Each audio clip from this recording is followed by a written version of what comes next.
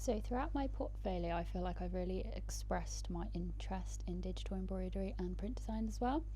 Digital embroidery is something I am really passionate about and what I would like to do in the future. At the moment, I found a few job roles that include junior embroidery assistant for digital embroidery, and that was a studio based in London, and that would be helping to digitize other people's work and then stitch it out for them, which I thought would be interesting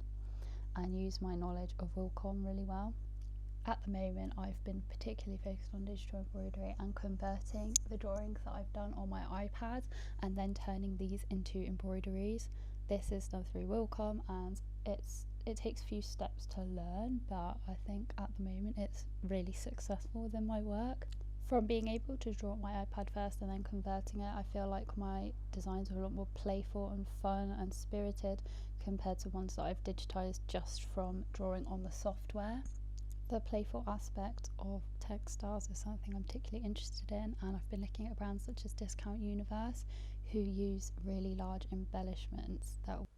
and have been specifically designed for certain parts of the body. A lot of my work references queer fashion and queer fashion history, so other brands that I've been looking at are those that participate in London Queer Fashion Week.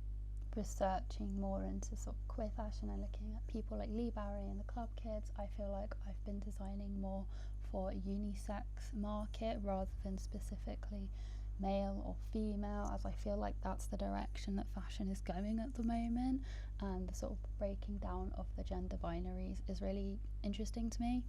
I feel like one of my main strengths shown throughout my portfolio is my use of colour. Although the majority of my work is really vibrant and bright and playful, I think in my 5th collection I sort of show a bit of a different side and how I can use colour in a more subtle way. I feel like one of the main areas I do need to work on is the contextualisation of my samples and my print design and showing the potential that they have. I feel as though a lot of my contextualisations are quite basic and don't really reflect the actual market I'm looking to go into and the playfulness of that, and so this is something I'm going to work on in the last few weeks of this project.